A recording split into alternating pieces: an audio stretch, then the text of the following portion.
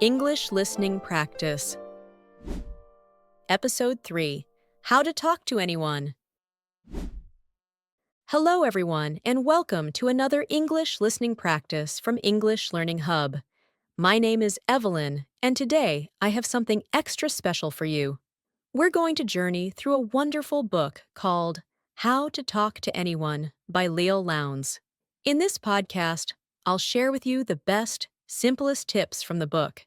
We'll keep our words easy, our ideas clear, and our hearts open. So, pour yourself a warm drink, get comfy, and let's begin. Imagine you're at a party and you see someone across the room you'd like to talk to. Your palms get sweaty, your heart beats fast, and your mind goes blank. We've all been there. But what if you had a toolbox full of simple, friendly techniques to help you feel calm and confident? That's exactly what Leil Lowndes offers in her book. She gathered dozens of easy tricks, sometimes small, sometimes playful, that make talking to anyone feel fun instead of scary.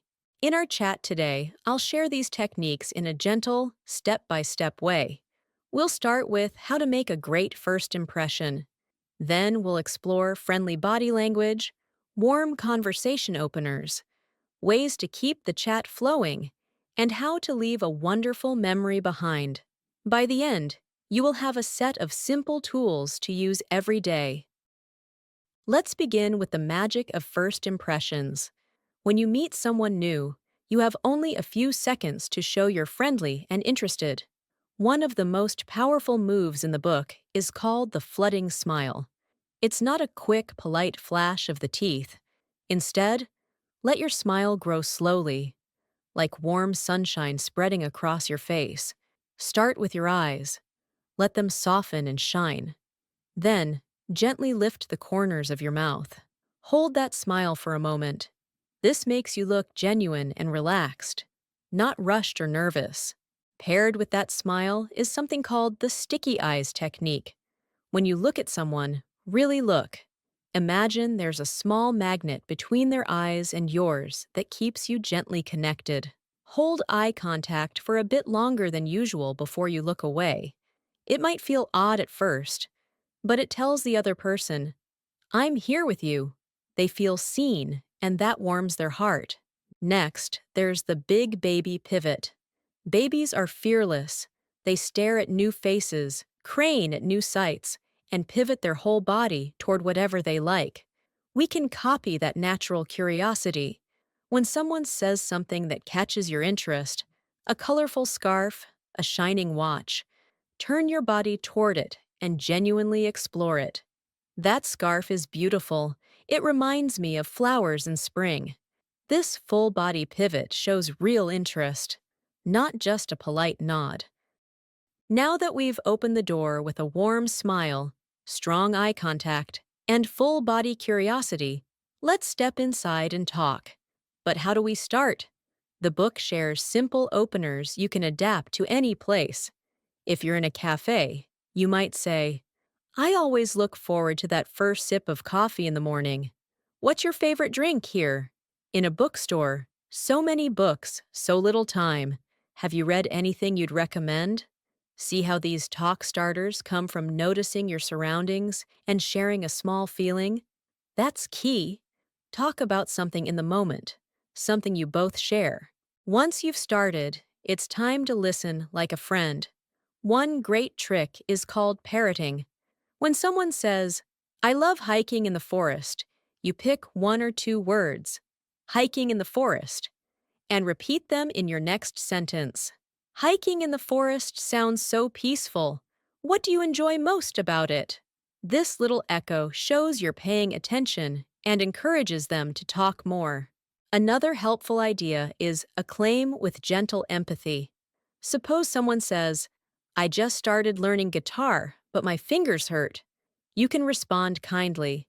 Learning guitar takes real dedication.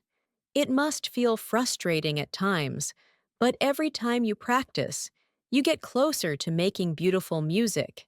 You praise their effort and show you understand their feelings. Sometimes, after a few minutes, the conversation slows down. You might feel a hush in the air. Don't panic. Silence is okay. You can fill it with something small and friendly, like, I always wonder how bakeries make their croissants so light and flaky. Or, these rainy days feel like nature's gentle lullaby. Make a small comment about something nearby. This paints a picture and brings both of you back into the chat. Leil Lowndes also teaches us how to share a bit about ourselves in an interesting way. She calls this breadcrumbs. You drop small, simple details, enough to make the other person curious, but not so much that you overwhelm them. For example, I spent last weekend in a mountain cabin with my cousin. We tried to cook pancakes on an open fire. It was quite the adventure. That tiny story invites them to ask more. How did that go? Or, what was the cabin like? And just like that, you have more conversation. As you talk, keep your words clear and short. This is especially helpful if English is your second language. Use simple sentences. Say what you mean without too many extra words. And don't worry about making mistakes. If you stumble, you can laugh softly and keep going. Oops, my words got tangled there. I meant to say, this shows you're comfortable and human. Another magical tip is the Hansel and Gretel approach. Leave little trails of hints. Suppose you mention, I once tried painting a portrait of my cat. Then later, if they ask, how did the portrait turn out? You can say, it was interesting. My cat looked more like a fluffy goldfish. Those breadcrumbs make your stories feel like a treasure hunt. Now, let's talk about voice and tone. How you say something is as important as what you say. Try to speak a bit slower than usual. This gives you time to choose your words and helps the listener follow you. Add gentle inflections. When you're curious, raise your voice at the end of a question. When you're certain, let your voice be steady and calm. And sprinkle in small natural sounds. A soft sigh of wonder, a gentle laugh of delight. These human sounds make your speech warm and inviting. Of course, sometimes conversation moves beyond one-on-one. What if you're in a group? The book shares a lovely trick called the center of attention switch. If you're talking to a group and want to draw one person in, start by making eye contact with them. Then subtly turn your body toward them and ask, what do you think, Maria? This makes them feel included. And when they answer, you can nod at the others, inviting the whole group to listen. We've talked about starting a conversation and keeping it flowing. Now, let's discuss how to end it smoothly. You don't want an abrupt stop. Instead, you can wrap up with warmth. I've really enjoyed talking with you. Or, thank you for sharing your story. Then offer a friendly goodbye. I hope our paths cross again soon. A smile and a wave finish things on a good note.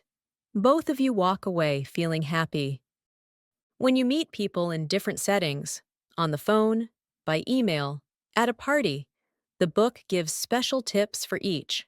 On the phone, because they can't see your smile or your sticky eyes, you must bring warmth to your voice. Smile as you talk. People can hear a smile even if they can't see it. Keep your tone bright, your words clear, and use phrases that show interest. That sounds fascinating. Tell me more about how you... In email, use friendly greetings, short paragraphs, and questions to invite a reply. I hope you're well. I loved your idea about... What do you think about... Leil Lowndes also shares secrets for networking events. These can feel intimidating. So many people, so many unknown faces. She suggests using the who's who technique. Before the event, look up the guest list if you can. Pick one or two people whose work or interests excite you. At the event, find them. And when you introduce yourself, mention something specific. I read your article on social media trends. I loved your point about. This shows you did your homework and gives you instant common ground. Another gem is the deep whisper trick. At a noisy gathering, lean in slightly and lower your voice as if sharing a secret. People will lean in too, because our brains are wired to hear whispers. This creates an intimate bubble, even in a crowd, and makes your conversation feel special. Of course, none of these tricks work without confidence, and the best way to build confidence is practice. Pick one or two techniques to try each day. Maybe today, you'll flood someone with a slow smile and sticky eyes. Tomorrow, you'll use parroting in a conversation. The next day, you'll drop a breadcrumb about your weekend plans. Little steps add up. Each friendly interaction raises your comfort level. Soon, talking to anyone will feel as natural as breathing. Now let's pause and review our favorites. Flooding smile.